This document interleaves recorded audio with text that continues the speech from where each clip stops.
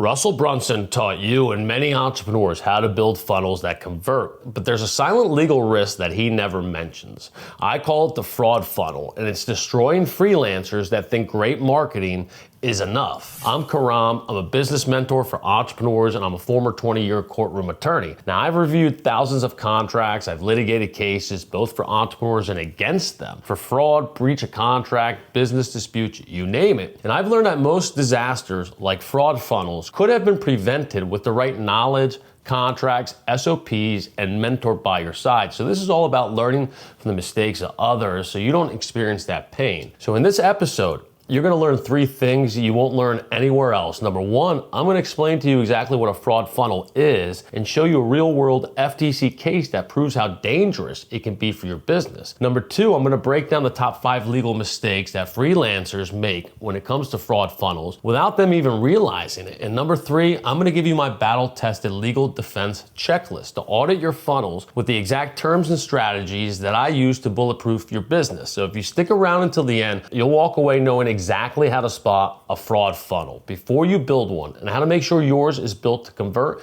and comply with the FTC and the myriad of other laws. A fraud funnel is any sales funnel that's built to convert customers and generate revenue, but it accidentally violates contract law, advertising law, consumer protection law, or IP law, or an FTC regulation. Now, this isn't about intentional scams. This is about honest entrepreneurs who think they're just following Russell Brunson's playbook or someone else, but they're actually creating legal liabilities with every sale. Now, this happens when you use vague or exaggerated claims without proper substantiation, when you don't have a clear refund policy posted that's legally enforceable, and when you skip having a binding agreement at checkout that protects both you and your customer and sets the right expectations from the get-go. How about when you borrow content, copy, or assets that legally don't belong to you? It's not that you're a scammer or that you're intentionally trying to deceive anyone. It's just that the law doesn't care what you meant to do. It only cares what you actually wrote,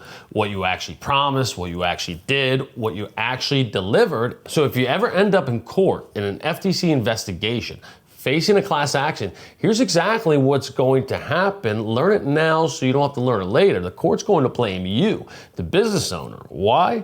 Because you're the one who built the funnel. You wrote the copy, you chose the images, you created that customer journey. You set the price, you made the promises, it was all you. That makes it your legal burden to be truthful, clear, and legally compliant in every aspect of your marketing and sales process. Any ambiguity in your terms, your offers, or your delivery, the court's gonna interpret that against you. The person who drafted the agreement, that's called the legal doctrine of the presumption against the drafter. It's a legal term. I've seen it destroy businesses, and I've actually used it in litigation. And not many attorneys can really say that, so you have to put that into your contracts. Let me show you exactly what this looks like in a real-world situation with a recent case that perfectly illustrates how funnels become fraudulent. Now, in January 2025, the FTC sued a business called the Sales Mentor, run by a group called Traffic and Funnels. Sound familiar? These people were using classic funnel strategies, probably learned from Russell Brunson's teaching or anybody else like that, but they made critical legal mistakes. Their funnel was beautifully designed, professional sales pages, compelling video sales letters,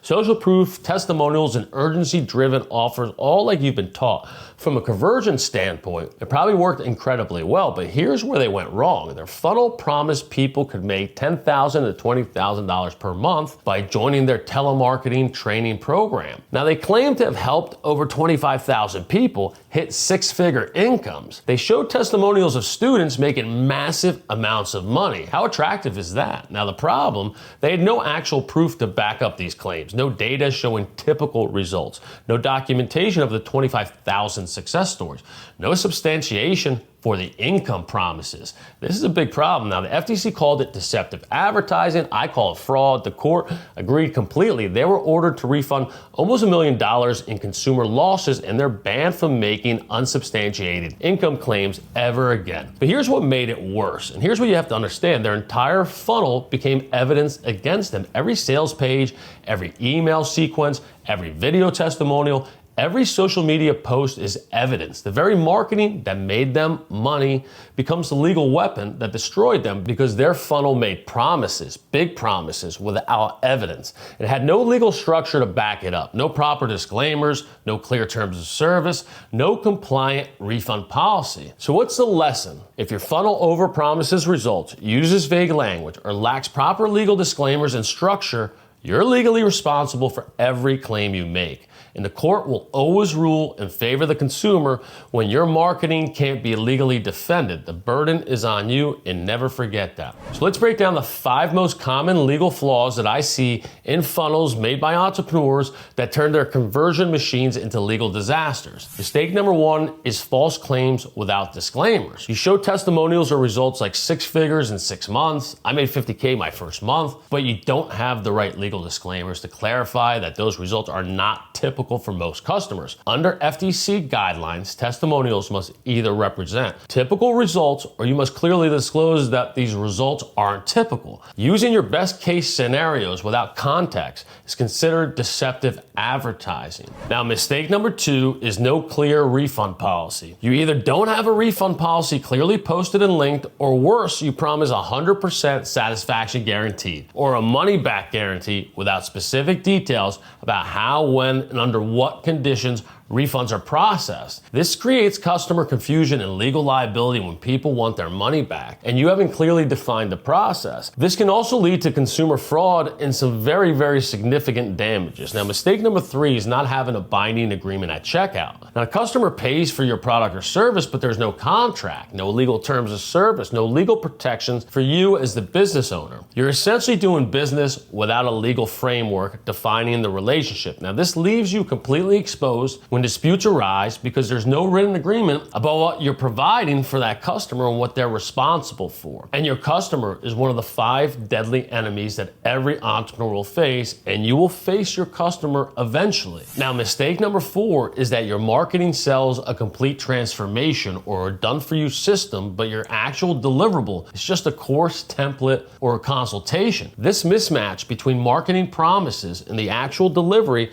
is a lawsuit waiting to happen. Customers buy based on your marketing claims, and when the reality doesn't match the promise, they have a legitimate grounds for fraud complaints, especially when they don't achieve the results that you promised them. They're going to come back and blame you. So you better have a legally bulletproof scope of work within your agreements and know how to protect yourself from your client. Now, mistake number 5 is borrowed copy or stolen assets. When you've modeled someone else's sales copy, graphics, or funnel structure too closely, or you use images, videos, or content that you don't legally own. Now, this can result in copyright infringement claims and IP theft lawsuits, and they get really, really expensive. I've litigated them. Now, most entrepreneurs think that changing a few words or using royalty-free images protects them, but IP law is much more complex and dangerous than most people realize.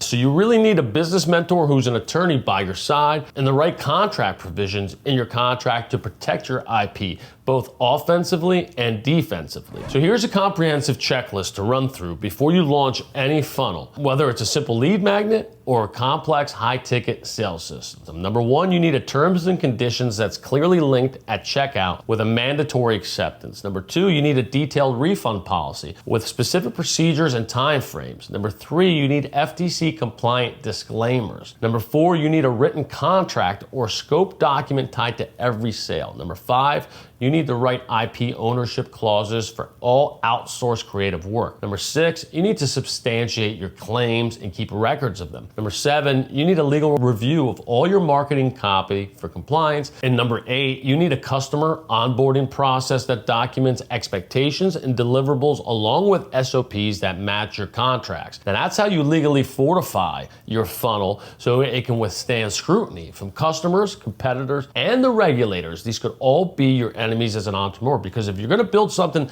designed to scale and generate serious revenue, it's got to survive legal challenges, not just the market challenges, and that's how real entrepreneurs win. Now, Russell Brunson gave you the offensive playbook that revolutionized online marketing. Funnels that convert, hooks that grab attention, offers that compel action, and traffic strategies that will help you scale the right way. But I'm here to help you win the long game by teaching you the defensive strategies you'll learn nowhere else that actually protects what you build. Marketing gets you paid. Legal structure lets you keep what you earn and sleep well at night because it's hard to sleep as an entrepreneur. Now, if your funnel works like a charm and you're converting and you're generating money and you're scaling like crazy, all of a sudden it could explode in your face with legal problems. So what's the point of all that success if you can't protect it? So make sure you build your funnel to convert visitors into customers, but build it to comply with legal requirements. And build it like it's going to be tested by lawyers, regulators, and the courts,